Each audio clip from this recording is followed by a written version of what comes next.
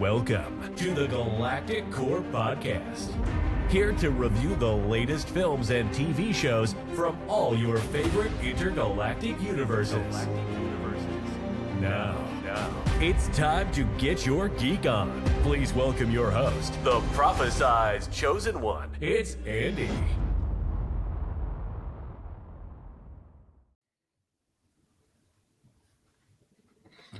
Hello, everyone, and welcome back to the Galactic Core Podcast. Or, in honor of the boys being back, cover your ears, little children. Welcome back, you fucking cunts. I'm not sure if that'll pass the censorship when I put the podcast up, but we'll see. But welcome back to the Galactic Core Podcast, everyone.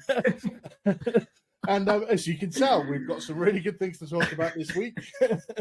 And as always, I have a fantastic guest to chat about things with me. We're going to have a little bit of Marvel news to chat about, episode 3 of The Acolyte, and then the return of The Boys, season 4. 3 whole episodes that are dropped straight away to be able to discuss. So some big things to get through this week. But you know this man. He's been on the show several times. I was on his last week because I didn't get to do an episode for the premiere of The Acolyte. So I was a guest on his show with Brandon from Clan Brandalorian. If you want to hear my thoughts on episodes 1 and 2, jump over. Make sure you're giving Leigh a subscribe whilst you're there. But you can catch my thoughts on his show. But I'm returning the favour, not just to talk about The Acolyte, but he's a man that got me into The Boys in the first place and urged me to get my arse in gear and start watching it. So only right to have him on for my first ever review of The Boys, actually. I've never done it on my show before. But welcome to the show, Mr. Lights, Camera, Rant. It's Leigh. Hey, man. Happy to be here. And I told you it was worth it. I told you it was worth it watching The Boys. Yeah. And happy to return the favor for you coming on the show, coming here. Thank you so much. Thank you for coming on the show, but I really appreciate it. Yeah, I remember, I think it was after season 3 had started, and you'd said to me, "Have you watched The Boys yet? If not, what the fuck are you doing? Get on it." And I think it was about halfway through season 3 I started to watch it from season 1, and by the time season 3 ended, I'd obviously caught up and I'm really into it. We've had Gen V come out in the meantime as well, which is obviously, spoiler alert, we're not getting into it yet, but it's already been mentioned in the opening season of these opening episodes of season 4, and obviously we know there's going to be some returning characters from Gen V coming into this season as well. So lots of exciting stuff to talk about. How's things on your end, man? How's your show going? Going good, man. It's I had a great episode last week with you and Clan Brandalorian. That was awesome. Hitting Acolyte straight off the bat. Between the show, between wedding planning, going pretty good. And I can't, as I said last week, I just can't believe that we're, it feels like just the other day we're saying, mid-year, it's going to be The Boys and The Acolyte week by week, and now we're here. Absolutely. I mean, these next sort of 6 weeks or so are going to be amazing. They're going to fly by. We're going to see where everything goes. And then we roll into Deadpool and Wolverine at the end of July. And then we get, I believe, a little break. I don't think there's too much coming out in August. And then Rings of Power season 2 coming at the end of August. I know, actually, to be fair, we have got obviously like House of Dragon season 2 coming out sort of soon as well. But anyone that knows me, I'm not really a Game of Thrones person. I haven't watched House of Dragon season 1. So anyone hoping that I'm going to cover it, tough fucking titties, mate. I ain't going to be doing that. So I'm sure you can catch it on other lovely podcasts that you've seen and heard of around this time, but not something I'm going to be covering personally. I'm sure you probably will be, Leigh, amongst all the other amazing things that you do cover, because you cover pretty much everything at the moment, don't you? I do, but not House of the Dragon. I'm not a Game of Thrones guy. But bullshit. No, sorry. happy to say the fact that season 3 has been greenlit, though. Okay, fair enough. I apologise for the veracity of my swearing on the show today. I think The Boys has got me all fired up. When you have 3 hours of back to back. Yeah, 3 episodes that I thought it was only going to be 1 episode. Didn't realise 3 were dropping, and then they were like an hour each. So it's definitely got me fucking into it. Yeah. See, I had that problem with Fallout when that dropped. I was like, all right, episode 1, let's go. We can just record that. Dropped on Thursday night. Oh, it's the entire freaking season. Oh, did they drop it? Did they even say one in one go? So no, they had to drop the whole thing, and I think I had to push back my recording because I was like, Yeah, I need more time to watch all of this because they're all out an hour episode long. I'm 2 episodes from finishing that series now. I'm nearly there because it's quite interesting because I've never played the Fallout games, so I have a bit of one of those outsider perspectives in the same way that with The Last of Us, I never played the games, so I got to watch it from sort of an outside. I don't know the little Easter eggs and all the little intricacies of the series that may be appearing in the TV show. So it's been an interesting one. I can't say I've been absolutely captivated, but with 2 episodes to go, this whole mystery between like the vaults and what's going on there is kind of got me a little bit intrigued. So 2 episodes to go on that one. Might do a little quick review of that one once I get that finished. Honestly, I think you should, man. Like Fallout, probably one of the most surprising things I found with the show, which I said in my review, was that you can 100% go into that show knowing jack shit, and then by the end of it, you're a fan and everything makes sense. You having that extra knowledge is not burden; it's just more of a privilege that you know all the extra little bits. Fair. Yeah, it's definitely been a slow burner, I think. Sometimes you can't really do that with 8 episodes, but I think the last episode or two, like episodes 5 and 6 have sort of ramped up a little bit in the mystery and everything like that, which has got me back into it. So and nothing wrong with a bit of like naked dancing orgy thing going on. That was in the last episode I watched. So of course not. All good. It's all good.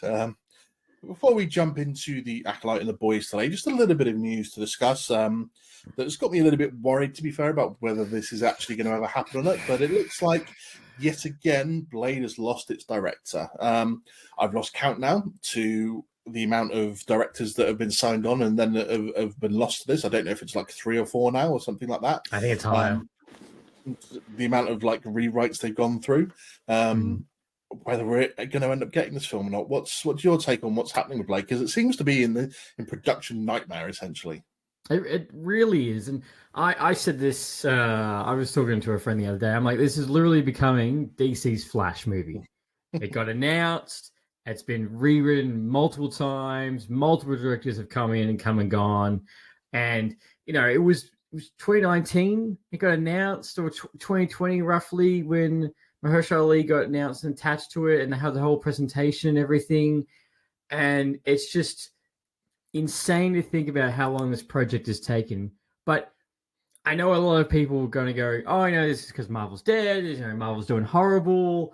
Like, we don't know what's wrong with the script or why the directors keep pulling out. For all we know is that half the directors pulling out could just be scheduled conflicts. They're not actually looking at the project and go, this is horrible. It could just because it's getting delayed again and again that directors are pulling out because of it. But the thing is, if this does get off the ground, Mahershala Ali is not going to come back to do diddly. So far, the only thing he's done in the MCU is 4 words at one of the worst MCU movies.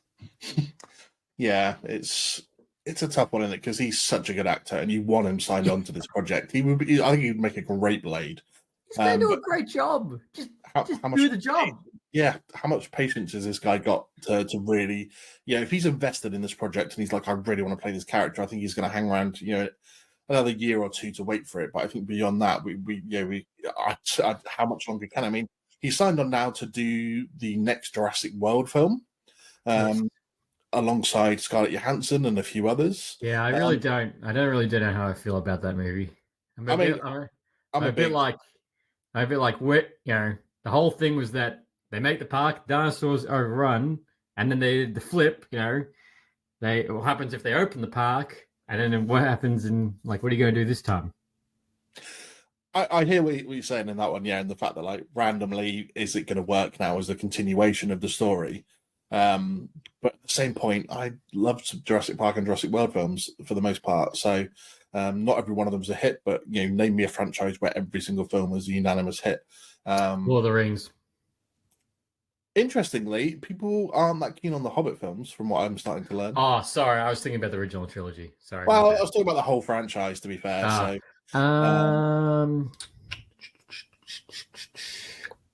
Yeah, John Wick. Fair. I mean, I thought John Wick 2 was a little bit boring, but that's just my personal view. I think generally it would probably be it. Um, I mean, because you can't always trust what I say, to be fair, because I would have said the original trilogy of Teenage Mutant Ninja Turtle films from like the 90s, but people say that the third one was terrible. So Spider-Man 3. Spider-Man, the original Spider-Man trilogy. yeah, but Spider-Man 3 was trash, wasn't it? Like with their version of Venom. That's an argument. The problem is Spider-Man 3 doesn't live up to the same hype as 1 or 2, but it's not that bad. Like, it's not, we're not talking about Madam Web bad. We're not talking like Venom 2 bad. Like, it just didn't, 1 and 2 hit such a high mark that the third one just didn't hit that. Like, the whole story of Spider-Man is perfectly finishes. Like, they finished the story of Tobey Maguire very well. It's just, yeah, there's just a couple of things you're like, why'd you do that? I just think because I look at you very much as like the you're the podcast version of the nice guy Tobey Maguire Spider-Man. So I want to see you as Bully Maguire, to be fair. Yeah, the Leigh version of Bully Maguire. Oh yeah, I could do that. Snapping down the aisle to your wedding and just be like, you're gonna marry me. That's damn right, do the whole slide and everything. Yeah. And be like, there's some dirt in your eye.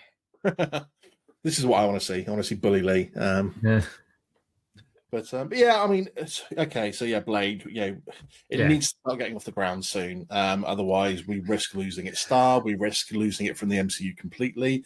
We know that they've already said that now we're going back into like what was it, the Bob Iger sort of reign of a period where he was in charge of like phase 1 to 3 when the MCU was at its great height and its pomp.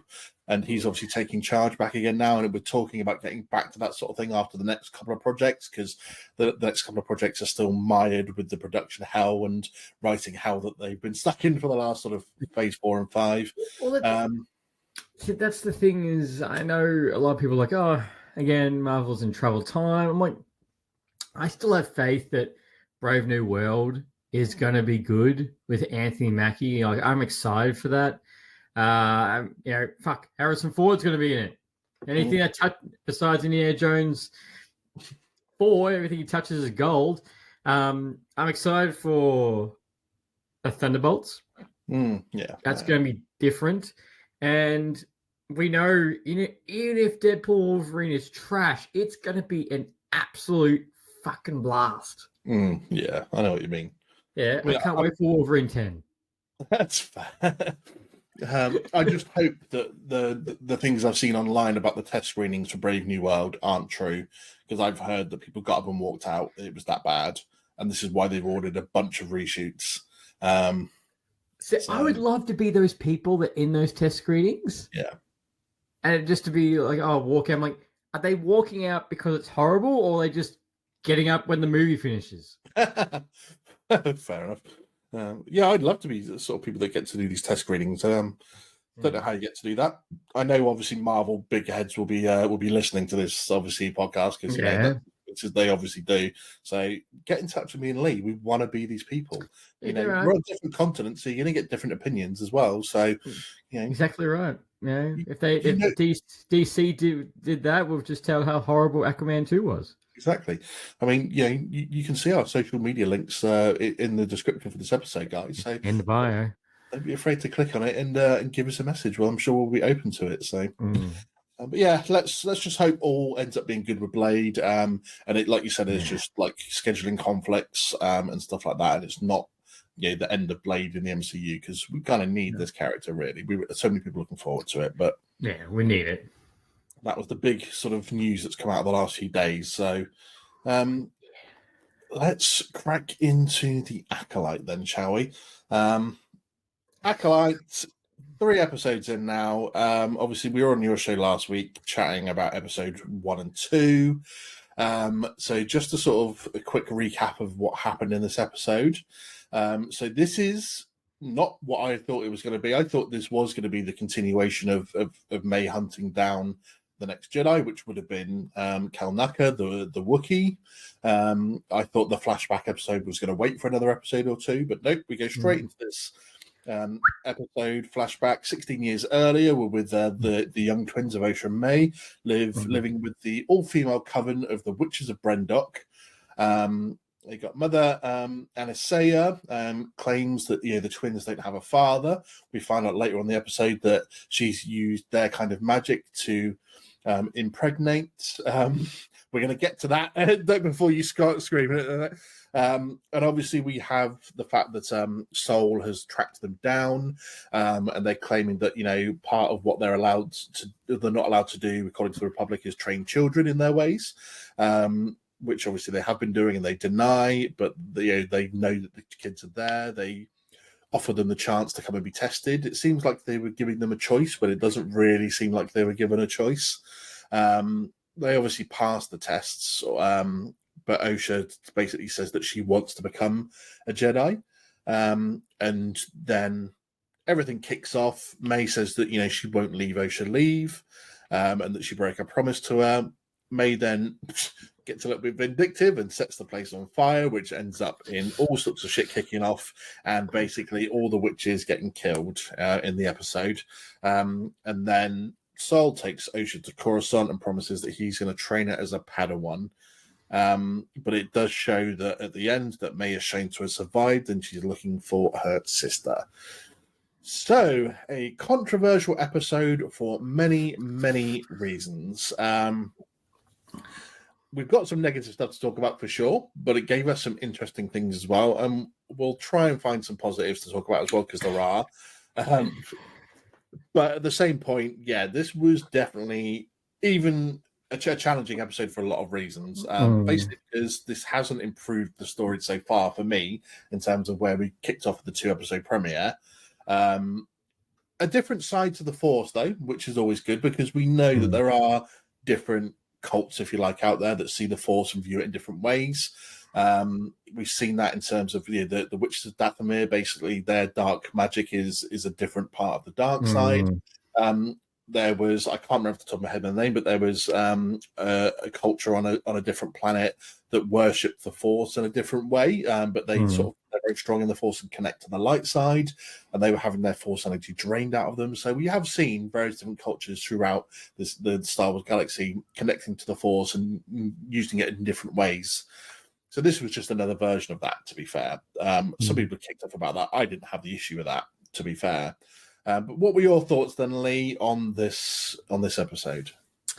Look, I didn't mind the fact that they went back and did went back in time kind of thing. Because usually shows like this, they'll go back in time, give it the back thing, and then the next episode where it's back in the present day, you're all caught up and let's just go into the final.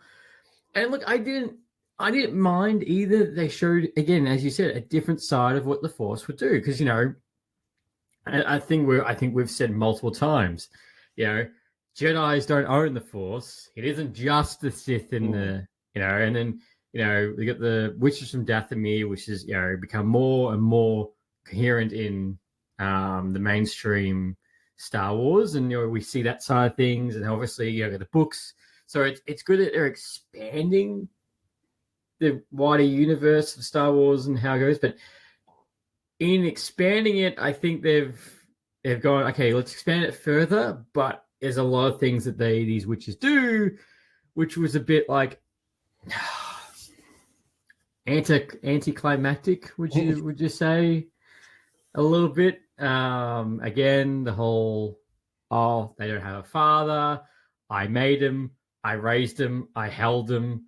I'm like, okay. Well, let's get into that, shall we? Because that's the big elephant in the room for a lot of people at the moment, isn't it? So I'm going to point out straight away to anyone listening that, if you're sitting here saying they've ruined the prophecy of the Chosen One now by doing this, then you're not understanding the difference between Anakin and these twins. I'm not saying you are, Leigh, so I'm not having to go at you. I'm just saying in general to anyone listening. Are you trying to say you know more Star Wars than me? maybe just a little bit, mate. But I'm not saying that you don't understand it. Well, I'm just saying to anyone, because obviously it's one of the big things I've heard this week is people immediately criticizing, going, "This has ruined the legacy of Anakin or the legacy of the prophecy of the chosen one." And it's not the same thing. You know, Anakin was a product of the Force itself, wanting to either put a prophecy in motion to restore balance to the Force, or in relation to the dark side pushing forward and the balance of the galaxy being tipped towards the dark side. Here, it's clear that whether it's a form of dark magic or a twisting of potential dark side alchemy or something like that, that beings have gone out there and used the Force or the threads of the universe, as they called it, to create life in someone else. So it's not the same thing, but it is an interesting thing that this is the first time we've really come across any of the beings that are powerful enough to do that in the Force as well. Well, were powerful enough by the end of this episode. Were. Yeah. But couldn't defend themselves against the fire, but... Oh, was it the fire? Was it the fire? That's the... Because we'll get into it later, but I feel like Soul feels like his soul is shattered, like he's gone and murdered trillions by how he's feeling in that end of that episode. So something else has happened, but no, and like I don't. That's the thing. I don't think it ruins Anakin. I don't think it. You know, like that's a completely separate thing altogether. How the Force is made between, the dark side, bring balance to Force, and all of that. I guess as a Star Wars fan, which I don't understand, people think here's another person who's made by the Force, so it doesn't ruin the Anakin thing. I just feel like it diminishes its uniqueness in it. They're like, oh, some broads on a planet can do the same thing. Yeah, I hear where you come from on that front.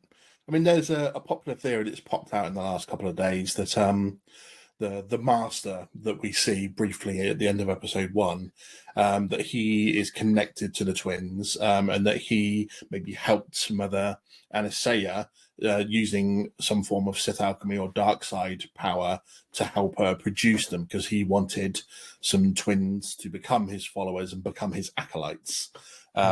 And that's why he's ended up connected with May and why he's using May. And it was meant to be both of them, but Osha obviously turned the yin and yang of the situation. So again, we don't. Hopefully, they're going to tell us. I know this is heavily rumored that a season 2 will be on the way. So this was supposed to be a multi-series show, but hopefully we get some answers in the next. Because this is the big mystery they built up now, isn't it? Around this is, how did these twins come into being? What's their roles to play? But I wouldn't rule out that potentially a Sith had helped them along the way, using some kind of Sith alchemy, or giving them, or maybe Mother Anastasia had come across some sort of Sith teachings, and they used that to give life, or maybe that's why they had to relocate the Coven in the first place, because they talked about it, didn't they, about moving the Coven to somewhere safer, and maybe that's because they linked up with this Sith before.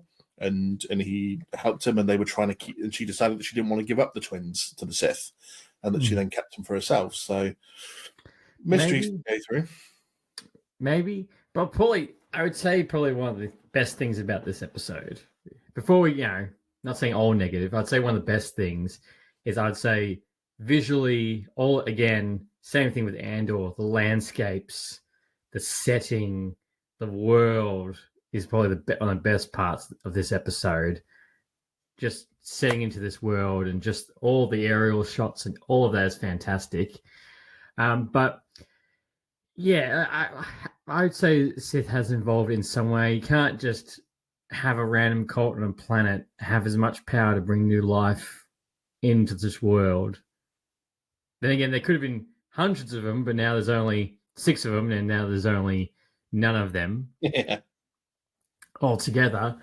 And it's interesting how they all put together. It's very much the dark side, the light side with each other. One want to be a Jedi, one wants to be a Sith, dark side user, if you will. And you do. I love how May's fascination with Jedi, as you would be too. All these guys rock up in these really fancy robes, keepers of the peace. Keepers of the peace, but let's take your kids.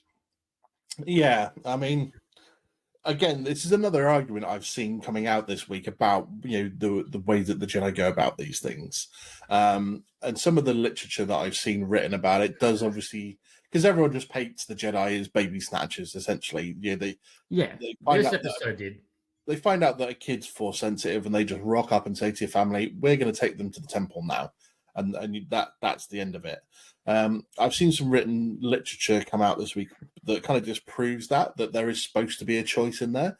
Apparently, they rock up and they inform the family that, "Yep, this child is force sensitive. Would you like us to take them to the temple to be trained?" And like 99% of the time, the families say yes, simply because it's kind of, they understand the danger of having someone that is strong in the force be untrained, and the potential of them to fall to the dark side more if they're untrained and unchecked with their abilities. That's half the plot of X-Men. Yeah. So, you rock up and the families, whilst they're sort of given a choice, at the same point they realise it's not that much of a choice because the danger of having a force user left unchecked and untrained is far more dangerous to them, to their own lives and those around them, than if they're not taken by the Jedi. So I think a lot of the time it's they're given a choice, but it's not really a choice at the same point because they're like, this is the best thing to do for everyone and the safety of us. What if the kid gets a little bit angry and a little bit pissed off, then they're just going to force choke you or kill you around. So, or they're going to set fire to their sister. Either way. Yes. So, and I when I heard that scene where he's like, there's a law that we can take the children, I thought, aren't you guys not meant to be stealing kids? It's weird, isn't it? Because they almost contradict themselves in the same moment, because they're like, we have a law that says that we can test the children to see if they have the force or not. And then Indara turns around and goes, "With your permission, of course," to like Mother and Asaya. And it's like, you're not really giving them a choice, though. It doesn't seem like anyway. Especially when they're like, okay, so, and they're like, fine, we give you permission to take Osha and test her tomorrow. And then Sol's like, and May as well. Like, we're not giving you a choice. And the other one. Yeah. So it's like, you seem like we're giving you a choice because we're saying with your permission, but at the same point, we're demanding that we take them and test them. Yeah. And let's just take him. But this episode just seemed so slow and everything. Like we got little tits here and there and about the fire and everything. But when I got to the end of the episode, I was like, I'm not any more excited for episode 4 than I was after episode 2. I'm like, cool. This could really have just been a flashback. Yeah. Or like snippets through an episode. I don't think we need a full episode on this. Yeah, it did seem a bit too much to try and cover in the episode in terms of you didn't need to go that much into it. I think the other intriguing thing is that when you look at what the premise of the show is supposed to be, which is a story told from the point of view of the Sith side of things, so to speak, and that we're told that this show is supposed to, or the story in the show is supposed to show us that the Jedi aren't all good, that they are bad people, and we're supposed to feel like we're supposed to come at the end of the story feeling like the Jedi are bad people, and we're supposed to feel sorry for May and sympathize with her and side with her in the story. But after the first 2 episodes, and the way that she's gone about attacking these Jedi and the things that she said, it made you feel like in this flashback we were going to see something that these 4, because these the same 4 Jedi that she's trying to kill all turn up, and it seemed like they were planting the seeds that these 4 Jedi did something really, really bad back at the time when all this stuff happened. And so we're supposed to believe that, we thought that maybe they attacked the sisters, they killed them without cause. They leave May for dead, and this is why she's on a path of revenge. Now, if the flashback we got in this episode is all that there is to tell us, then it's just the only reason for May wanting to go out and kill them all is just pure anger revenge that she set off a fire that caused something to happen in terms of the building collapsing and killing off all the other the other witches, and then she's just on a path of pure revenge because of that. The other Jedi in this episode, apart from being slightly dickish in terms of their demands to test them and take them, didn't really do too much else wrong, so to speak. I mean, in terms of No. seriously bad, anyway. What are your thoughts on that? Well, no, and I thought, are we going to get another flashback, but from Osha's point of view, and she actually does see them maybe do fight the sisters, and something did go wrong because as I said before, they're all dead on the ground. There's no fire near them. There's no rocks near them. So what's happened? And again, as I said, Soul looks like something terrible, really, really terrible has happened because he seems so broken about, I know, I'll take you in, I'll look after you, and all this. Like, he seems like they've done something wrong. Yeah, I mean, I just don't understand where they're going with the story right now. 3 episodes in, out of an 8-episode series, you normally get an indication of where things are headed. No, not getting that at all. And this is something I would tell the same thing about with The Boys, is that we just got the release of 3 episodes of The Boys. And it has completely outshined the 3 episodes of Acolyte. Yeah, big time. Completely. Yes, I know it's Star Wars and superheroes, but it shows the gaps between Star Wars Acolyte, and you can't go to me, give it a little bit, just wait, it could be a slow burn. I'm like, yeah, but the whole point is that you meant to get 2 episodes of the season. You meant to go, fuck, I'm in. Let's go. Like, come on, and then you have the lull points. You don't have the lull points at the start. Yeah, and 3 episodes in, and we've had one scene with the Sith bad guy so far. We know from the trailer there is going to be a bit more, but I hope it's not just like another 10 minutes in a couple of episodes here and there for this dude, or it gives May a couple of speeches about how she's got to kill somebody without a weapon to prove herself. We know that there's one scene where there's like 4 or 5 of them lined up, and we see him throw his lightsaber at them. And Soul's like, "Who are you?" Oh shit, it's red. Yeah. So, this is supposed to be a story from the Sith, and so far, this is not a story about the Sith. This is a story about Yin and Yang twins and the Jedi. Yeah, and how Jedi aren't pure as what you saw them in Episode 1, if you will. Yeah. And I did see someone's comment that was like, the opening line, one of the opening lines of Obi-Wan, for thousands of generations, Jedis were the keepers of peace. And then I saw someone just showed this whole scene and I'm like, yeah, not keeping peace there. Yeah, this is true. I mean, I think the whole point of this show is starting, I mean, whether it's obviously it has already started to happen, but the arrogance of the Jedi and their sort of thoughts of covering themselves on a more political front than giving themselves over to the will of the Force. I think that we already did see that in the first 2 episodes, that they were trying to cover up the murder of Indara from like the Senate to make sure their political enemies didn't have any sort of anything on them. So I do believe this show is trying to start to show that, but I think we talked about it last week, to be fair. It's so hard for them in a way because they've got new characters to introduce and they've got to build them up and build their stories. So you've got to world build a whole new era for Star Wars at the same point.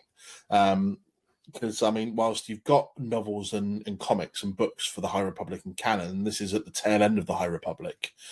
So it's trying to do a transitional job. So if you're someone that's read the novels and comics and you know about the High Republic era, and this is 200, 300, 400 years later, and you're sort of in that transitional period between the end of the High Republic to the Skywalker saga, again, you're stuck in this situation where you're trying to do too much in one go.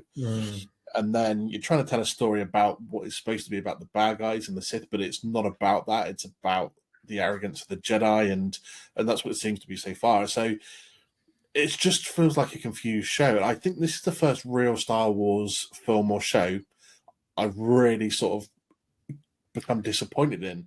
I mean, everyone knows, I talk about it practically every episode, I talk about Star Wars now, but fucking Solo was not my cup of tea. It wasn't called for, it wasn't needed, no one asked for it.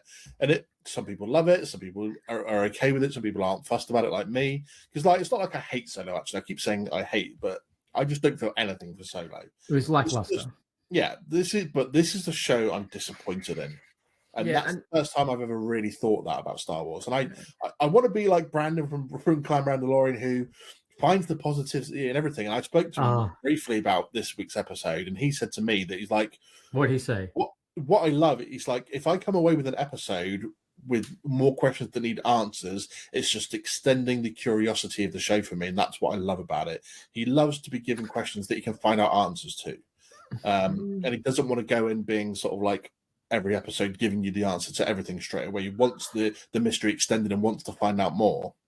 No, and I get that 100%. I get that, and like, don't get me wrong. Any of the Star Wars shows that have come out recently, probably the least one I will go back to is Andor.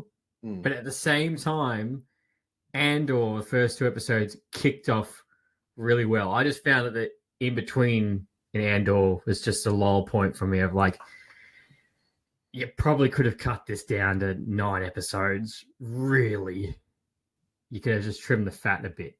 But at the same time, like I was excited all the way through. But this, I will get what you mean. This is not doing it for me. And I'm not saying as a overprivileged Star Wars fan, I'm like, when you see the quality of the other shows, when you stack it up, like, yes, we're comparing it to 3 episodes, but you gotta admit, same thing. You know, Andor, 2 to 3 episodes, bang, straight off. Ahsoka, straight off the bat. Mandalorian, straight off the bat. Yes, Book of Boba Fett took a little bit, but it was still all right, especially after the 4th episode onwards. Yeah, I mean, it's just frustrating because we all love Star Wars. It's half the reason, That's why we're here. Well, yeah, it's part of what, obviously, definitely on my show. This is like 80% Star Wars and 20% Marvel and DC, and other bits and pieces. But 0.5% Man and Web. Yeah, it's not even that, mate. I'm not even donating that much of my show to that.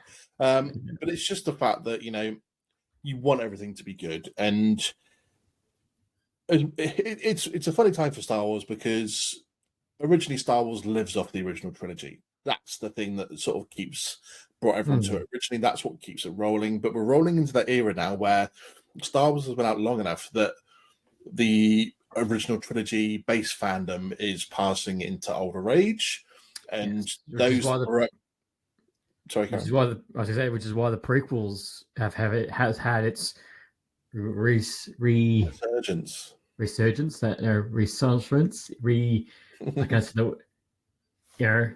It's resurgence because the generation shift. And I suspect the time may probably come in another sort of 15 years or 20 years time when the sequels are thought of by kids who have watched it now. Yeah, but that's exactly the original trilogy people had about the prequels. So you don't know that in 15, 20 years time that the kids that are like 5 to 10 years old now aren't going to love those because they're the ones they first got to see growing up. But my point being is that it's going through such a generational shift that there are so many, whilst you got a lot of new fans coming to it, all the older and mid-range fans that are now watching this stuff going, this isn't Star Wars to us, it's changed too much, there's too much going on. And the problem this show is suffering now from is obviously all of this review bombing that goes on as well by people who aren't even watching it, people that just want to slate Star Wars, and then those that get drawn into it as well by drawing the hate. I mean, I've got other people who I talk to in my life about Star Wars stuff that aren't as big a fan as me, but they will watch most Star Wars stuff, and they're like, I heard so much shit about this episode, I'm not even going to bother to watch it. And I'm like, you've already made your mind up. You don't care about it. That I don't understand. I'm like, don't just not watch it because someone just gave a really shitty review. Especially being probably more so being a TV show. If you've watched the first 2, then you probably should watch the 3rd.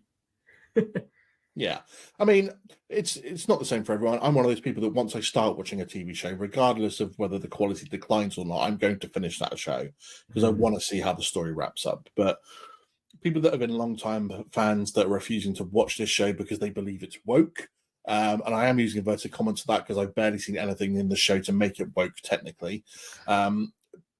but in the same way that people are just review bombing it who are just wanting to hate on it now because unfortunately Star Wars has that majorly toxic fandom as part of it. Yeah. I mean, anyone that feels like that, I'm going to read something that I found online that to me hits home at that point. And if you feel attacked, if you feel like you don't want to listen to my show anymore because I've said this, because someone at home takes this personally, and I'm sorry, but I think this is a generally great thing that I've seen written down. It goes, and I mean this in the nicest possible way. If you no longer enjoy Star Wars, you should take a break from it. Step back from the fandom, focus on your favorite parts of the franchise, and learn to love it again. Being hateful and harassing people, whether that's actors or fans online because you do not like a certain Star Wars project, is not the solution. No. One of Star Wars' greatest lessons is to let go of hate and not let it define you. If Darth Vader can do it, so can you. In the process of murdering trillions of people. Murdering Jedi. Murdering everybody. He got there in the end with the help of his son. Yeah, don't worry. He turned good at the last second. Sometimes I think about that. I'm like, yeah, no, he really redeemed himself. I'm like, he mass murdered so many people. Good for him, but at the same time, it's like, yeah, you turned good at the end. Here's your Force Ghost. But what about all the children Force Ghosts? This is why he's my hero. He slaughtered everyone. No, but it was just the point of like, if you're feeling that much hatred towards Star Wars at the moment, maybe give it a break, take a step back, and just learn to fall in love with the bits that you originally fell in without having to spread that toxic hatred to everyone else. Because this show is putting it up there again, and when I see so much hate on my timeline because of it, it's upsetting because I don't want to see either the actors or fans that are enjoying it. I think, I'm not going to say some people haven't gone over the top. I saw somebody last week rate it 10 out of 10 so far. I think that's a bit too much. But that's, again, my opinion. If people are loving this, though, let them love it. Don't shit on them. Don't rim them out for it, as we'll get into the boys later. But, that's a segue now. But, just let people enjoy it and just see where the story goes. It's not been great so far yet. I wouldn't give it more. Again, the dialogue in this particular episode was not great, as it was not in the first two episodes, but the visuals are beautiful. The cinematography is beautiful. Yeah, cinematography is great. For all we know, that scene where all the Jedi rock up to fight, that could turn into an absolute epic scene. Yeah. We've got 5 more episodes to go, and we need to let the story roll out before we can judge it as a whole. And no, we can't do that, man. That beats the whole point of why we have these podcasts and what we do. I mean, I know I'm coming back on your show at the end of the series, and if we come on the back at the end and it's still shit, we're going to say it's shit, and we haven't enjoyed it. And it wasn't great. I'm sure Brandon will still be the positive chap that he is about the whole thing. Yes. But at the same point, if we've had to wait for these other 5 episodes to kick in and for it to then become great in the second half, we can go like Andor in a way, in the fact that the first half of the series was a slow burner, the second half really kicked into gear and elevated that level. That might happen in these last 5 episodes. So we can't just, we can say it's not been amazing so far, or we've not enjoyed it, or we've really enjoyed it, whichever way we go, but we've still got to give it the full series to really judge the story as a whole. Well, I couldn't be more right. And you're right. When you come back on my show and we talk about the final, it could very much be like, that was shit. Anyway, the boys' final. But no, and the person's comment that you wrote, that you spoke before, is very true. You can, when you become so beloved in something and when it changes a lot, you can become more frustrated and hate it a whole lot more. And you're right. Just take away, go back, go watch, 4, 5, and 6 again. Go watch 1, 2, and 3 again. Go watch Rogue One. That's what you love. This part doesn't mean you love the entire thing. I'm just thinking like Star Trek. There's people who love Next Generation, but don't like the original, don't like the new one. Doesn't mean you have to love the entire thing that something is produced from it. And even though I'm saying that, I really haven't had one. Actually, no, Eternals really did bore me. I pretty much love everything Marvel pops out. Yeah, I don't think there's anything I really hated on the Marvel front, to be fair. But and just for the record, Star Trek, I do love Next Generation. I really hate the original series. So, but that's a generation thing, I think. more than likely, I'm not much of a person for old school films simply because of how out of date they look now, and Yeah, the no. acting in older films is always a bit more wooden compared to modern day stuff. Yeah. But I remember telling years ago my best friend that I'd never seen Scarface, and he sat me down and made me watch it there and then. At the end, he was excited for me to say how it was, and I went, "That was a little bit of a bore fest." And he's like, "How can you say that? It was the first film of its genre to do that kind of stuff. It was amazing." And I'm just like, "Okay, I might be judging it by modern day standards, but to me, it was boring." Like, where's Star Wars? Put on the original trilogy. Yeah. Put that on. I want to see the real Scar. Yeah. But yeah, we just wait and see where it goes. We've got 5 episodes to go. I'm not deserting all hope by any means. I always want to look at the end of the series and go, I still enjoyed it. If you look at, I want to watch it back as a whole and go, okay, maybe it started off slow and not great, but it ramps up into something good by the end of it. I feel like it needs the introduction of the Sith Master now to really start ramping it up. I think that's going to be the changer for them, rather than focusing on this group of Jedi and the twins. I really feel like that's going to be the change of the turn of the tide. And good Lord, I hope it's next week. So do I. But now then, you fucking cunts, let's roll on, and it's the return of The Boys. Hell yes. Season 4 of The Boys. Already announced that this show is going to end with season 5. A lot of people praising this and saying that, it's a good move because the last thing you want is a show to decline in quality by letting it last too long. The showrunners obviously have a vision of where they want the story to go. And even the comic books themselves, from what was it, the mid to late 2000s, where it was like 72 issues that were done or something. But over 10 million copies sold of the Boys comics back in the day. So it's still popular back then. The TV shows made it even more popular. How happy are you that The Boys is back? I'm really excited, man. This is, this was a hard thing because last year I was really frustrated when they announced the fact that season 4 was going to be delayed by a year, but we're getting Gen V. So I was a bit like, which I love Gen V, but I want to see The Boys. So I was overly excited. This has been my hype TV show to watch this year for TV shows. This is the one for me. Second was Fallout. Third was Invincible. Which I still haven't got round to. That's still on Dude, my list. Have you even got around to X-Men? No, I'll tell you why I haven't actually, though. One, I was originally waiting for X-Men 97 to finish, the entire series, and I was going to binge it.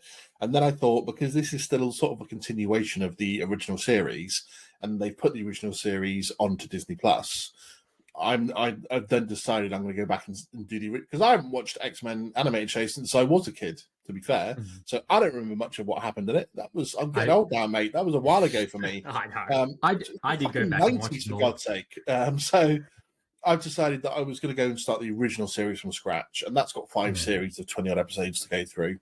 And then I'm going to roll that into X-Men 97 to watch that. What I have been doing is I have started a rewatch of all the X-Men films. Good. In preparation for Deadpool Wolverine.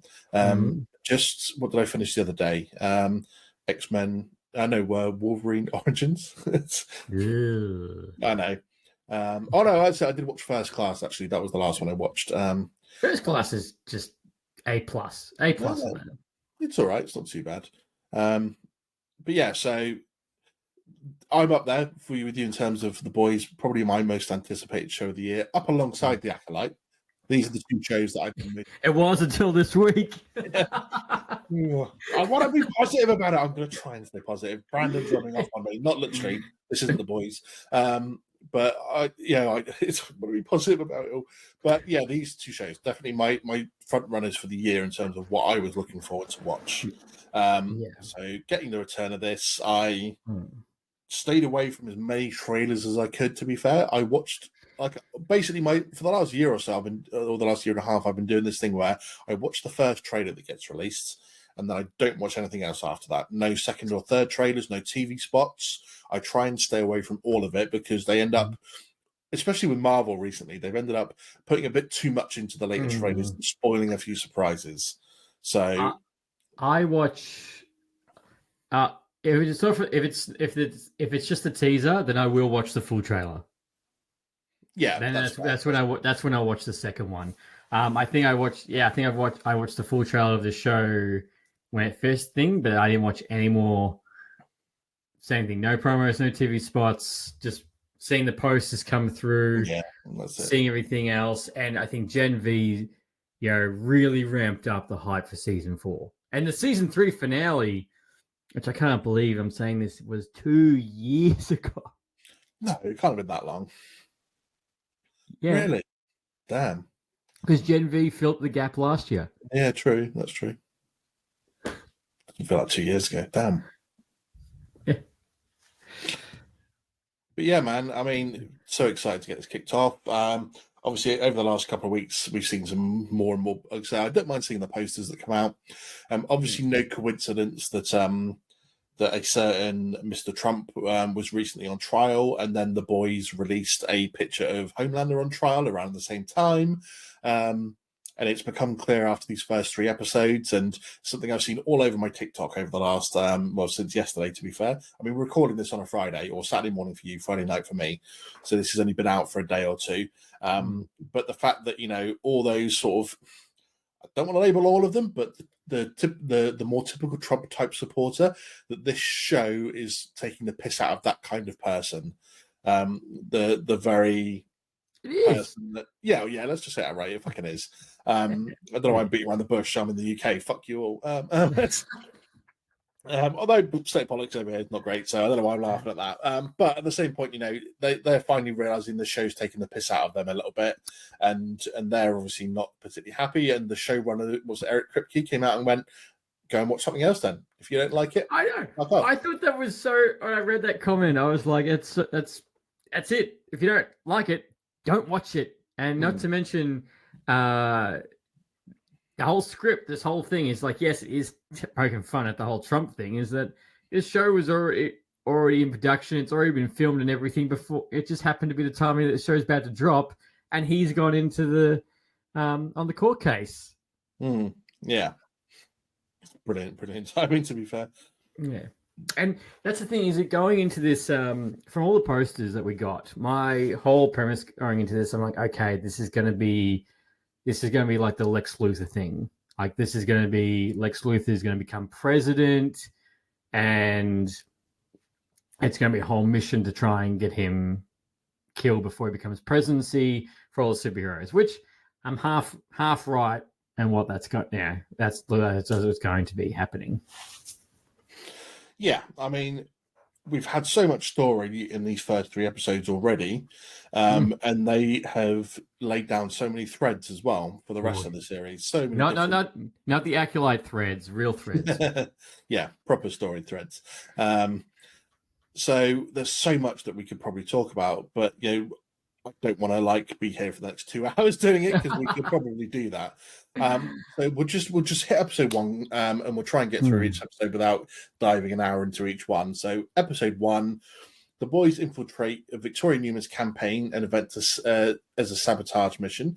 The mission goes awry when Homelander and Ryan arrive. Actually, we'll talk about it after. Let me just get the synopsis done. So Ryan learns Billy only has 6 months to live. The group is forced to flee when Newman's daughter Zoe attacks, and the boys learn that Newman might be invulnerable. Discovering whiter hair on his body, i.e. his pubes, and fed up by what's left of the 7 being sycophants, Homelander recruits Sister Sage as a new member of the 7. Homelander orders the murder of 3 supporters, among them Todd. Whilst Sage begins a riot in the plan to blame Starlight supporters, Huey learns his father has suffered a stroke and visits him, only to encounter his mother. Yes. So, I mean, the first big thing for me in this episode is learning that Victoria Newman is resistant to a lot of shit. We've never seen that before. That's actually one part I did like, is I did like that she didn't attack him, she didn't blow him up, she literally just called it on their shit. They're like, you guys are getting shitter. Oh, look, I need to go get my new pantsuit on. But you're right, she's invulnerable, which I didn't obviously didn't expect that to be, because obviously not every soup does have that invulnerable ability. And not to mention, she always is slightly a bigger threat than what Homelander is, because of what her ability is pretty fucked up. Yeah. And she's no more, like, she's invincible as well. So they could just do exactly what they did with the invisible cunt and shelve it up her ass. And yeah. Although, did they? I'm trying to remember now, because it, like I said, maybe 2 years ago now, since season 3. But was it revealed in season 3 that she was the one popping heads, or did it only come about? Okay, I was trying to remember if it was that, or in Gen V they revealed her sort of powers. No, because I think in season 3, someone's head popped, and then I think she was behind a window or something, and she was smiling. So it maybe was towards the end, yeah. Yeah, it was like that was her ability. Yeah, but Gen V obviously reaffirms that, because she comes out to the lass's name I can't remember now, but obviously the main lass in there. But what's interesting and what got me thinking about the invulnerability thing is, if that main character from Gen V, the other lass that's got the same powers, she gets pretty fucked up in that season finale, in terms of she gets the shit kicked out of her. Homelander pops up and laser eyes her, and she ends up in hospital. So she clearly doesn't have that same invulnerability if she has the same sort of blood powers.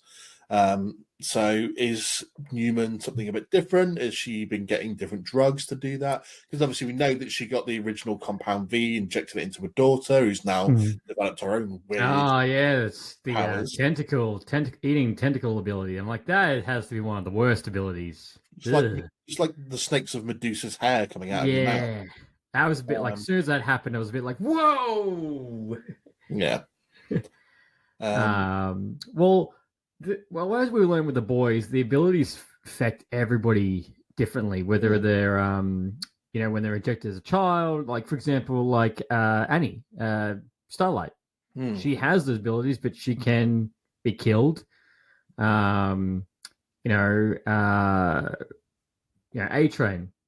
He's not invincible. He can just run fast. So it just affects everyone's, very much like X-Men. It just affects everyone differently. It just happened to be lucky enough for Butcher and... Actually, no, I lie.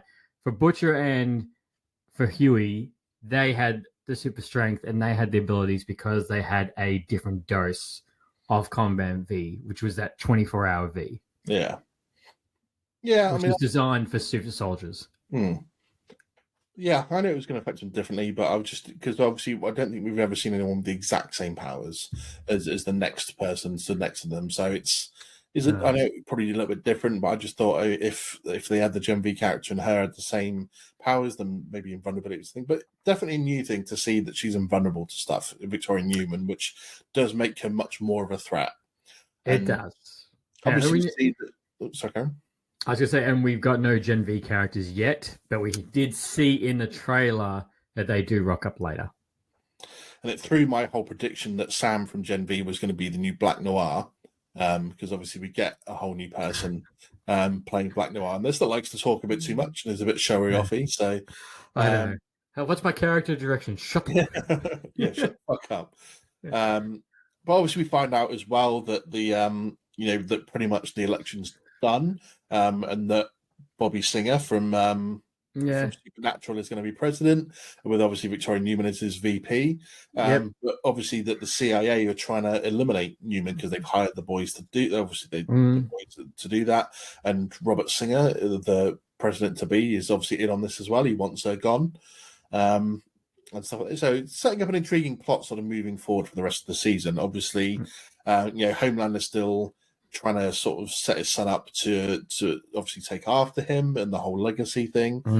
But the big new character introduction in the series being Sister Sage, so the smartest person on the planet, and she's basically someone that's like can stand up to Homelander a bit, telling the truth, because he's sick to death of everyone just being yes men. And that whole scene where he's like tells the Deep to I know. I was like, No. But it's interesting, not to go too far ahead, which I'm going to. The Sister Sage at the end with the metal piece on the table with the blood on it. which makes you wonder: is she like to make herself like? Well, my wife pointed out as soon as the episode finished, she went, "Did Homelander just lobotomize her?" Because she was getting a bit mouthy and sort of standing up to him a bit too much, and he's like, I guess I am that petty." And because obviously I didn't really click onto it at first, that I thought she was just acting. She just wanted to chill out and was acting a bit dumb because, with the deep there, and was just like, "You're hot. I want to let off some steam. Let's fuck," sort of attitude. But when you see that, obviously he's Rod at the end that's covered in blood, and you maybe think, okay, she was acting dumber than she has previously been. That maybe either it's one of two things in it: either Homelander is that petty that he doesn't like the fact that she's so much smarter and is basically put a whole plan in place to overthrow him essentially and lobotomizes her, or she's like, "I actually don't want to take part in this plan. I don't want to be part of this. So if I lobotomize myself, it means that he can't use me." And she's too dumb to really realize after that. True. Yeah. My other theory was the fact that she does that from time to time because she's so smart at the overweight of everything. That she does that like to get a break from everything because her mind is just. Maybe if she's got like regenerative powers as well. Yeah, but no, I think the Homeland idea is probably more likely. I mean, he is that petty, isn't he? So, yeah. But yeah, I mean, I guess the end of this episode was the big reveal that obviously Huey's mother turns up at the hospital. Yes. Yeah. I was expecting, I don't know why I was expecting maybe like a grand entrance of the mother, of being like either someone that we knew in terms of an actress, or maybe someone a bit more relevant to the series. It seemed a bit. I thought that too. I was a bit like, oh, because the way they brought her in, as the episode ends, or when she comes through, you don't see her at the front. So like, oh, she must be somebody important. And then they review her and you're like, nope, I don't even know who you are. And you've got no connection to anything else. And then that's it for episode 1. It's still a good introduction. We got some brutal deaths. Billy's no longer the head honcho for the boys. No, he's no longer in charge of them. Obviously, we learned that we knew at the end of the last series that he was only given a certain amount of time to live, and 6 months have passed. So he's only got 6 months left. Yeah, which Homelander says to him too. He's like, "Wow, look at that black mask going around your brain." Yeah, he's like, I guess we won't have that final dance. Which I think we're still going to get that, aren't we? Yeah. He's going to do something like he's going to be like the last month or something, or he's just going to take the final 24 hour V. He's like, nah, I'm just going to go out and finally kill you. Yeah, fuck it. But then we into episode 2. So Billy tells the boys his remaining time to live, and they basically kick him out of the group. Homelander and Sister Sage organize Ryan's first mission in order to make him look good to the public, and that's where we kind of find out that they've maybe staged half of the rescues that they've done as heroes as well, because the way that they stage all this sort of stuff. The boys and Billy gain a lead on Sage recruiting Firecracker, ending in a massive bloody fight and the death of Firecracker's ally Splinter, which we will get onto in that situation there. During Ryan's mission, Homelander abruptly appears off script and forces Ryan to use his power, resulting in the fake criminal's death. After a fight, Billy visits Mother's Milk in an attempt to return to the boys, but to no success. And feeling guilty for his actions, A-Train gives Starlight and Huey evidence for clearing her supporters accused of murder. So a lot to cover in this episode as well, to be fair. So let's start off then with Splinter. Oh yeah, that's so also known as God in Supernatural. There's a lot of previous Supernatural actors appearing in there. Yes, there is series. Jeffrey D. Morgan. Yeah. Obviously, we see him at the start as well. We didn't even mention that in episode 1. Sorry, we got to see him, and still a bit of a mystery character, to be fair. But obviously, him and Butcher have a long history, it seems. So, but yeah, Firecracker. So played by God. His ability seems to he can multi-man. Exactly. Yeah, he can multiply himself. I think it's called osmosis. Where obviously can split himself and reproduce into a completely sentient, separate person straight away. And there's obviously this whole scene where Kimiko and I can't remember his name, to be fair. It's gone off the top of my head now. Frenchie. Yeah, they basically walk in on him. They hear some noises, and it sounds like maybe he's being attacked or something like that in the room next door. So they open it up. He's semi-getting attacked. Well, by himself, yeah. So they basically walk in on him with the Prime Splinter wanking himself off, whilst other versions of him forming a nice line, a man train behind him, bringing himself out. So that's something I did not expect. We've seen some wild things on The Boys. We've seen people shrink down and go down the urethra of a man's penis and exploding from the inside out because he sneezes. In Gen V, we've seen somebody shrink down and rub up and down on someone's cock until they come. Yes, which they get told is this the biggest you've ever seen? And she's like, relatively yes. And now we've got a human centipede situation with the same guy. Yes. It wouldn't be The Boys without one scene that you see and you're just like, what the fuck? Fucking outrageous, to be fair. Oh, I know. As soon as they walk, I was like, oh my God. I didn't even see that. And the fact that they gave each other pink eye.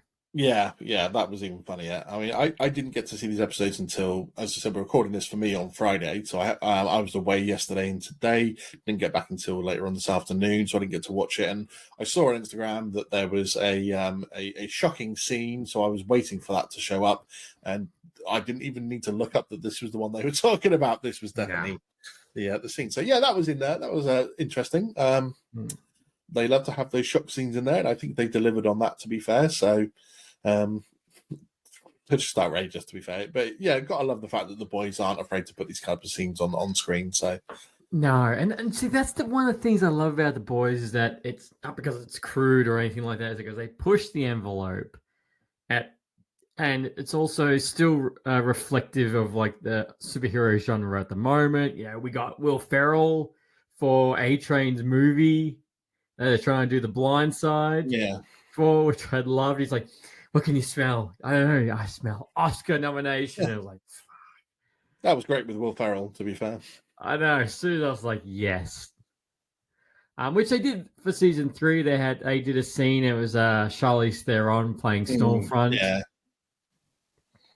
So yeah, nice. They like having those little famous scenes in there. So yeah. But yeah, what a fucking scene, man. I know. And just the fight scene didn't help too when he was splitting himself. Oh yeah, and he's completely naked and just cock everywhere. So I know. Oh, I know. And then we get that's bad. We get Mortal Kombat with The Boys. Yeah.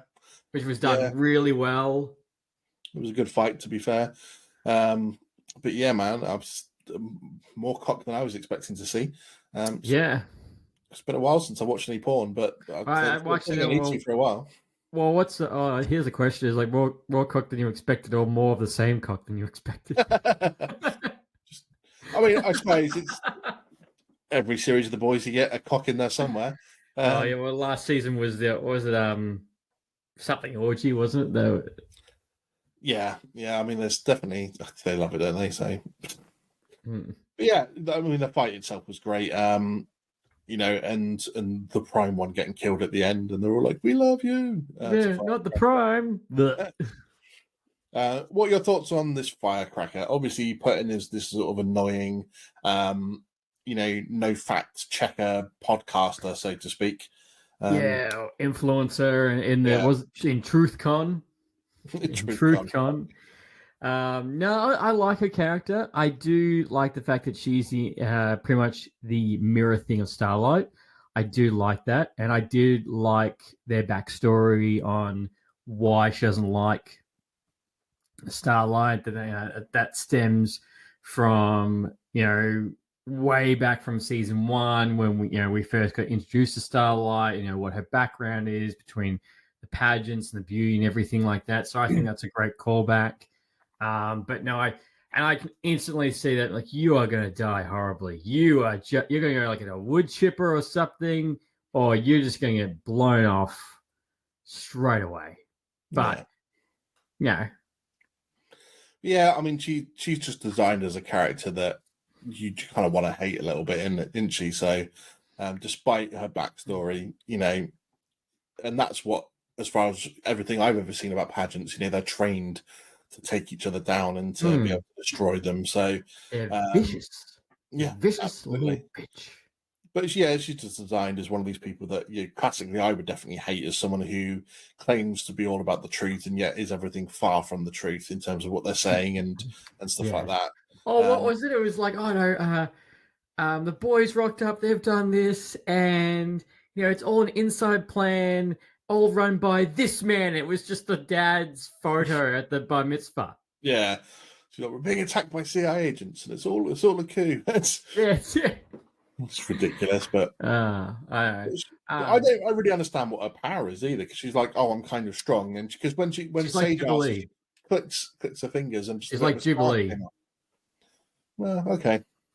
So really unexciting power. Yeah. So not really strong enough to get into the 7, but Sage kind of says that she'll be the one that takes down Starlight, so we kind of need her.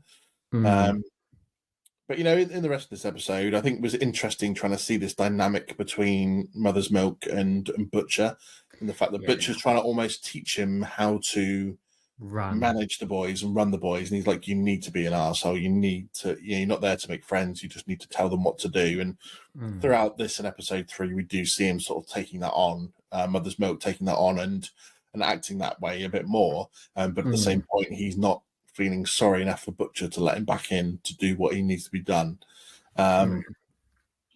But obviously we've got this bit as well where Homelander's trying to turn Ryan into a hero in his image, and he ends up killing that homeboy, wasn't it? Homeland boy. Yeah. And I'm loving the it's still really bringing on how much Homelander's mental capacity is breaking. Yeah. Really breaking. Yeah, he keeps having little sort of mini bits where he's just zoned out in it and everything's just like flashing in his head. And obviously in the next episode, we see it goes back to having that full sort of breakdown in front of the mirror and different personalities of himself talking to himself. So, but the interesting thing is obviously we see A-Train sort of turning that corner in terms of he's getting fed up. He doesn't want to have to do everything that Homelander tells him anymore. He's sort of realizing that this isn't the good times of the 7 anymore, like we had in series 1 for him. Yeah, and he's on that verge of tipping over and turning. I was gonna say, and I'm glad that he hasn't been killed. A-Train's been a great character, and I'm glad he hasn't been killed. Actually, he's between him and Deep. That's pretty much the rest of the original 7 now. Yeah. To be fair, I mean, this subplot as well about the Deep, should we say, the fact that he kept the octopus, didn't get rid of it like he said he did, and keeps her in a small tank in the back of his wardrobe, and like communicating and talking, and she's like, why don't we just disappear together? We'll go on my cousin's reef. Yeah. Go on vacation. Yeah. I don't know why this is needed, but at the end of the day, Deep's one of those people that I wouldn't miss him if they killed him off, to be fair. I'm not sure at this stage what he's adding to the show apart from being a complete lackey for Homelander. But he's not really... I mean, if there's one dark spot about these episodes, it's the fact that I don't think the Deep is adding much anymore. He played his role in the first couple of series. I think since then he's been a weight they're just dragging behind them now. It wouldn't be missed, I think, if they killed him off, because they don't have anything exciting for him to do, really. He's just a dumbass in the background. Yeah, I'm still remembering that scene where he's in the truck and he stops the truck really quickly and the dolphin flies out the window and just skids across the road. Yeah. But it could be very much time for the Deep to go, because obviously last season he had his girlfriend, everything that they were trying to rebuild the Deep. But yeah, he hasn't. He's just being a hand, really, in his first 3 episodes. But let's chat about episode 3 then. So, got Sister Sage and Firecracker are officially presented as members of the 7. Butcher task his old friend, Jeffrey Dean Morgan, with retrieving the young Ryan and training him to basically be on their side. Mother Milk, has a bit of a chat with A-Train and sort of recruits him as an informant. Ashley is replaced as the CEO of Vought by Sage, essentially. Because, what's the point in having this woman here when Homelander's just basically is just like Magneto from the X-Men. It's just like, human beings are a lesser species. We should be the ones in charge. Frenchie starts taking drugs again after going through sort of through recovery, and starts to hallucinate about his past. And we get this little nugget that the Colin guy he's been banging, he killed their family at some point in his past.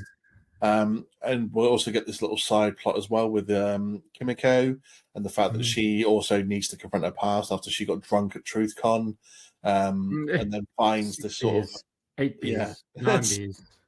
And she finds the local cell of the people that kidnapped her, and she comes across a familiar face. I'd say her sister. Yeah, I think it's her sister as well. Then Billy doesn't. Billy and Ryan end up having that sort of bonding session where they play foosball and have a bit of a chat and stuff. And Billy decides that he's not gonna drug him. Not gonna drug him with some cookies, and they end up bonding and opening up to each other about their issues and their past. We had that scene where you've got Sage, Ashley, and Homelander questioning Annika. And they're like, no, we're not going to kill you. And then he just kills her straight up. It's because he mistakes her for the spy. We get the scene with Annie confronting Firecracker, and we get the backstory to the two of them. The grudge upon losing the pageant due to lies that Starlight told about her.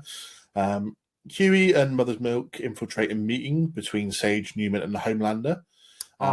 This whole scene, the whole ice skate scene was so funny. Shit. Homelander tries to kill Huey, but A-Train ends up rescuing him at the hospital. Huey's mother reveals that she had a long-standing depression and failed suicide attempts, which led to her leaving. And obviously Homelander has a go at his son for hanging out with Butcher, leading to his mental breakdown in front of the mirror. And us finding out that he has a collection of his grey pubic hairs.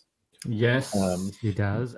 I like how Sage is like, yeah, you've got a large prostate, you're olding. And he's like, no. Yeah. And that's the thing is when he's talking to himself in the mirror, you get those flashbacks that with the red door, which I wasn't in Gen V or anything like that. It looks like it's gonna be a bit of him going back to where they trained him and raised him and type of scenes. Because we saw that he was having those same visions, I think, in episode 2 when he woke up from a sweat. Yeah. And he's having this whole complex that because he's getting older and because of his son, his son's going to be the new young fresh blood and you're all going to be old. Well, they even say to him, don't they? It's like, maybe, a soup, but you still age. So therefore, you're still going to get... And he overhears some of the guys saying, we went 9 million over budget on the last film, but having to VXF out all their wrinkles and stuff like this. So it's definitely all getting to him, and he's finding it all a bit too much.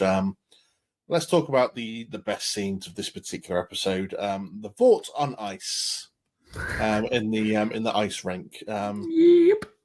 I guess you could say it was head over heels, splitting. It was so good that they fell apart. But people getting their throat sliced, fingertips cut off. I love it when the guy, he put his leg out to get over and just slice the guy's neck. I was like, oh shit. But it's just someone tries to jump over one of them, cuts him in the chest. Yeah. The fingers cut off. Fingers. Yeah.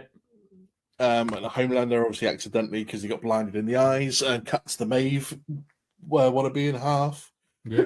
Excuse me.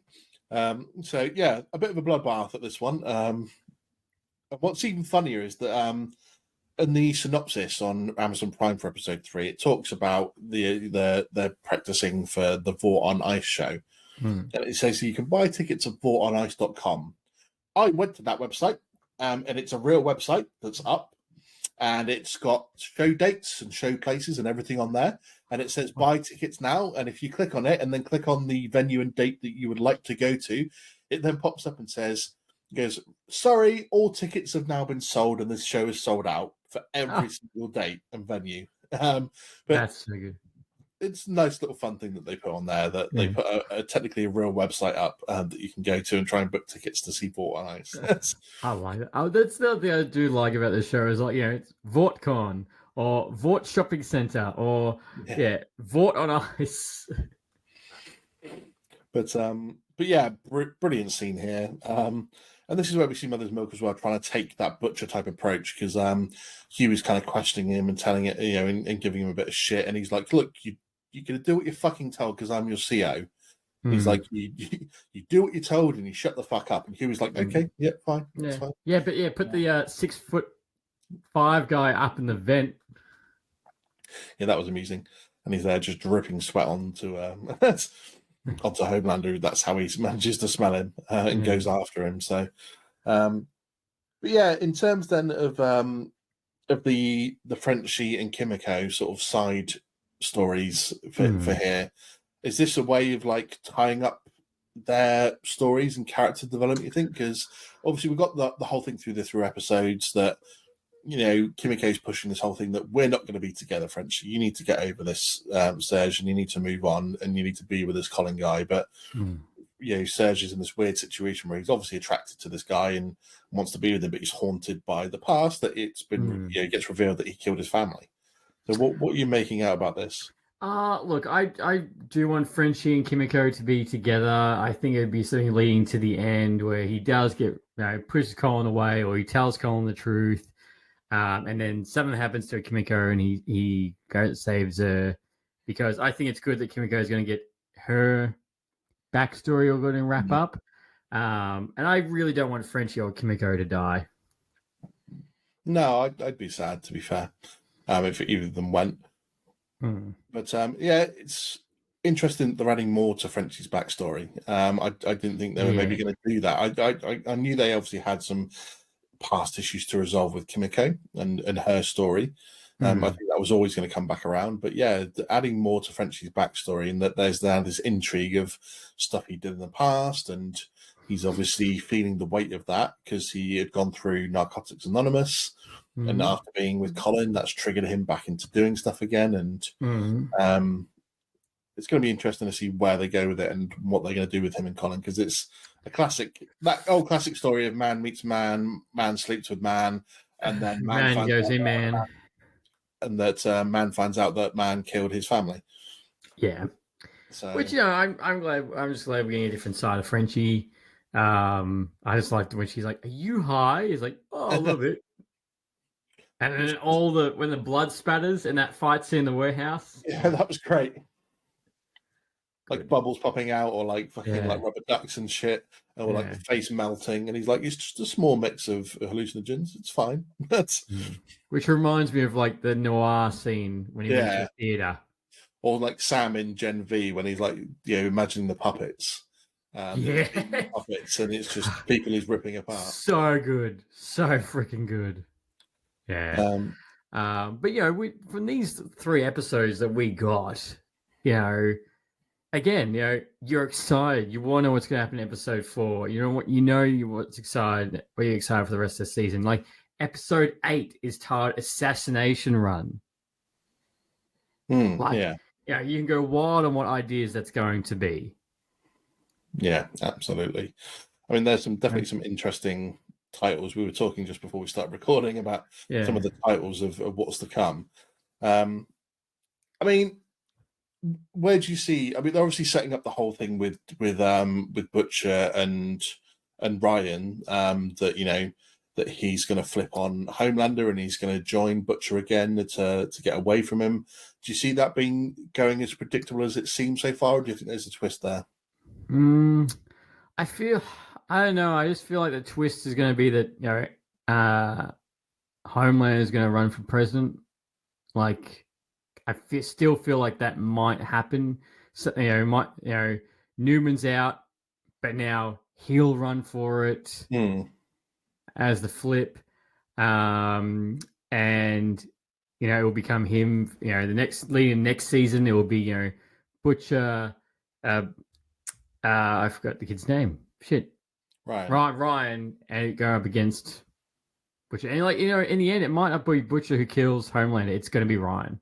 Ryan is going to be the one that ends him, and it's going to be like WTF. Yeah, I think that's a fair. I mean, they're obviously building it up that they always want the final showdown to be between Butcher and Homelander, but it doesn't necessarily mean we're going to get that. No, Homelander's going to die. Homelander's going to die. He is going to die. It's just who pulls the trigger now. Yeah. Where do you see Soldier Boy fitting into this series?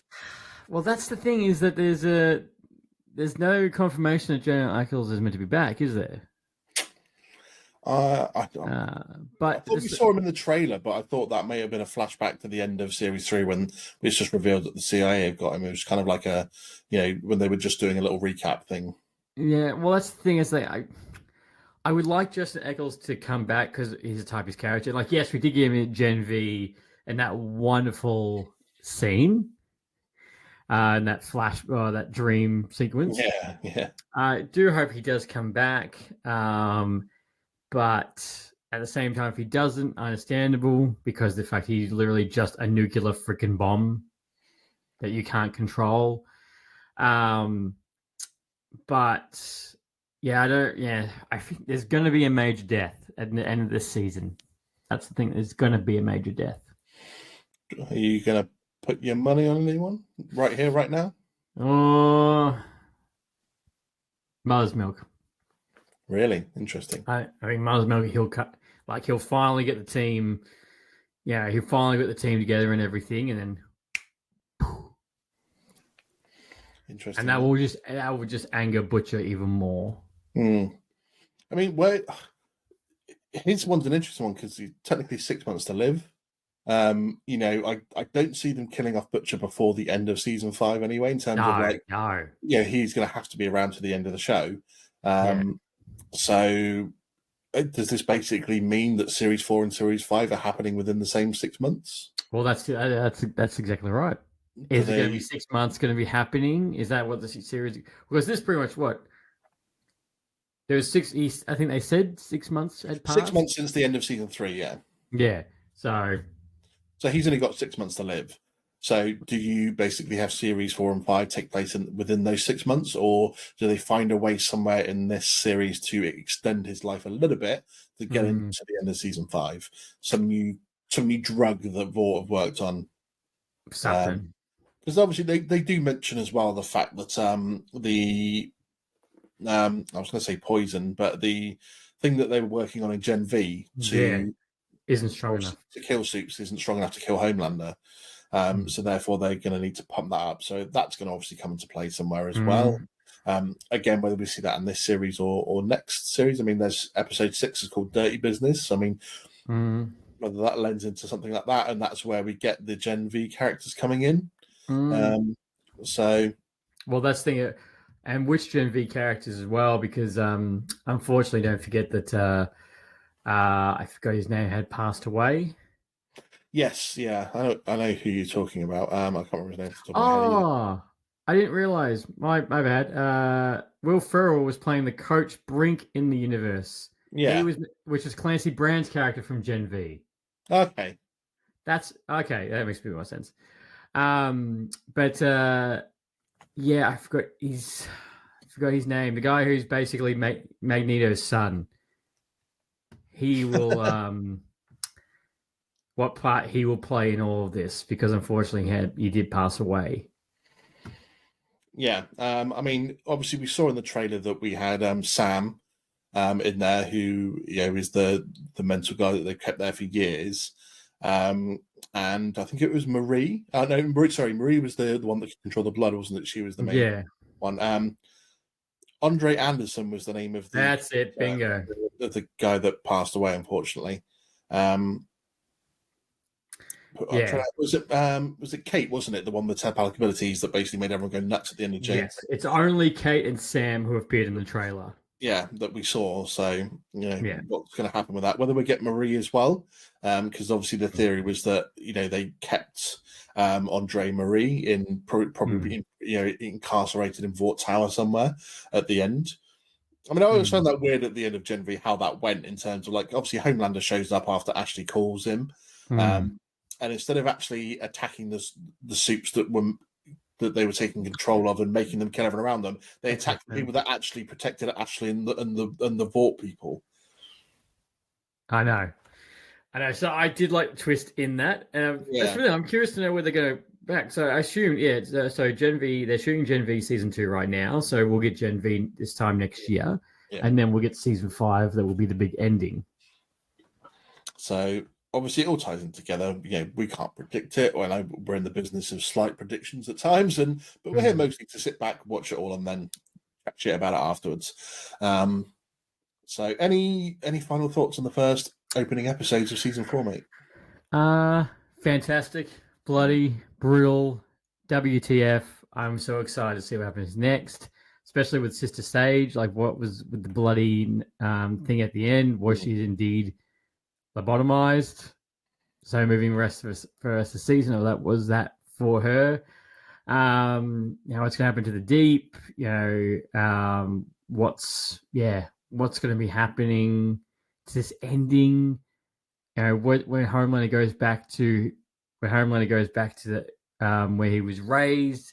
It's just so excited. It just sucks. It is episode by episode each week. I'm very grateful that we've got 3 episodes, and I have no doubt that unless something major happens, the boys will be the winner over the Acolyte when we get to the end. I think that's my prediction. Yeah, I think it probably even before the series of Acolyte started that was probably going to be the winner anyway. If they went. What about yourself, man? What do you think is going to happen? Oh, I mean, it is a tough one, isn't it? I always just like sitting back and soaking it all in. My predictions suck balls, to be fair, pretty much like Spencer has done to himself, clearly. So I try and get out of the business of making full-on predictions nowadays because they just never come true. But yeah, I think you're right in the fact that we're going to see at a point where, because they've hinted at it previously, that Homelander is going to be running for president. In terms of a big character death, I'm really not sure on that one. Whether we get, I think that's a big hit for season 5. That maybe they'll leave until then in terms of killing off any of the boys themselves or any of the British. I mean, although maybe A-Train, because Homelander finds out at the end that he's helping them. Fair.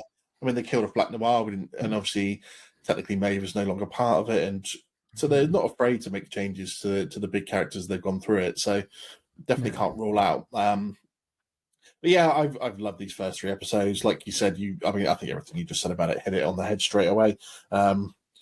You've got gore in there. You've got what the fuck moments.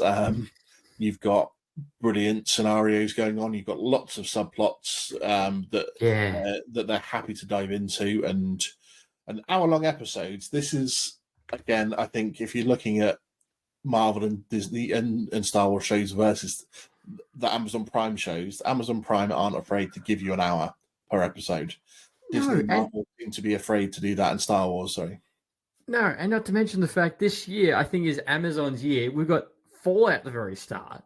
We've got this right now, and they've got Yakuza at the end of the year, which is another live action based on a video game. And if that goes absolutely nuts as well, like, this will be Amazon's year. Yeah, it does seem like it, doesn't it? I've got lots to catch up on in terms of other Amazon shows, like I said, Invincible, a few others. Oh my God, you need to get the Invincible, man. Invincible. Disney Plus, I've got a few to catch up on. Shogun, season 3 of The Bear, when that comes out, obviously that's right around the corner. As a former chef, obviously, this is something that I do. It took me a while to get into again, but I've got into and been watching. So yeah, I get see what's cooking. Absolutely. But yeah, I'm looking forward to seeing where the boys goes. It's definitely the most hyped up, and it's interesting, isn't it, the difference between a show that's talked about because it's hyped and a show that's talked about because everyone wants to attack it. And we've got those 2 shows here right now. And over the next 5 weeks, 6 weeks, we'll see exactly where they both go. And then we'll see by the end of it when we do an end of season review for both shows, which one is going to be the most talked about for the right reasons and possibly wrong reasons. So we're going to find out. Absolutely. All we can do is sit back and watch and just take it all in. That's right. And the funny thing is, both shows are probably going to contain a whip too. Yeah, this is true. Only one show has pink eye though, so that's fine. That's right. Oh, actually, those witches, they could have had pink eyes. No, they're dead now. Mate, nothing going on there. It's the rotting eye. No too soon. Really. But Leigh, thank you so much, buddy, for coming on. I really do appreciate it. I know that obviously we are always talking, and I know that we'll be back guesting soon. Because to be fair, it's been a while since you've been just a guest reviewing something on the show. I know you came back on a few months ago to do my anniversary show. But to be fair, after a string of countless appearances last year, this is the first proper 2024 appearance that you've had on the show. So I appreciate you coming on, buddy. I really do. You're always welcome in the House of the Galactic Core podcast. Thank you very much, man. And likewise, I was looking yesterday. The last time you were on my show was, I think it was the final, the very beginning of Ahsoka. Yes, that's true. So, but obviously, I'm so always happy to have you on and chatting. Tell everyone exactly where we can find Lights Camera Rant. As always, you can find me at Lights Camera Rant on all the bio, on Instagram, Twitter, Threads, YouTube, Facebook, everywhere you can get your stuff. So definitely come show. Yeah, I go live every weekend where we rant and rave about the latest in movies, TV shows, and video games. It's always fun. It's a big time difference between us because as we're recording this right now, it's about 20 past 1 in the morning for me, and about 20 past 9 in the morning for you. But you know that whenever you've gone live, I always try and stop by and try not to take over too much with my comments from the other side. Which I don't mind. But sometimes I'm sat there going, no, I need to say something. No, I'm not the guest on this week. I'm not taking over from the comments. It's fine. Apart from that time you read White City Son, that was great because I sat there and I couldn't help but join in a lot on that one. I need to get those guys back. I know, they're so good. But yeah, thanks for coming on, buddy. Obviously, I'll be back next week with another Acolyte and the Boys episode. I've got another special guest who's been on a couple of times before. I've got Joey from Krypton to Alderaan, who's reviewed Ahsoka with me before. We did our Clone War series review. Leigh, you should be checking that one out. Sorry, man. Every episode I have to get it on. Okay. Just one this week. It's fine. But as always, the Galactic Core podcast. Catch us Instagram, Facebook, Twitch, TikTok, and YouTube, where every episode does get uploaded. Give us a like, give us a follow. If you got this far into the episode and you haven't liked and subscribed so far, what the fuck are you doing, you damn cunt? Oh, Spotify and Apple are going to love you for this episode. Oh my God, yeah. So if you only see parts of this episode, the rest of it got banned. Don't worry about it. It's all good. But I'll be back next week. But until then... Thanks for tuning in to the Galactic Core Podcast. Don't forget to subscribe so you never miss an episode. But until next time, go get your geek on.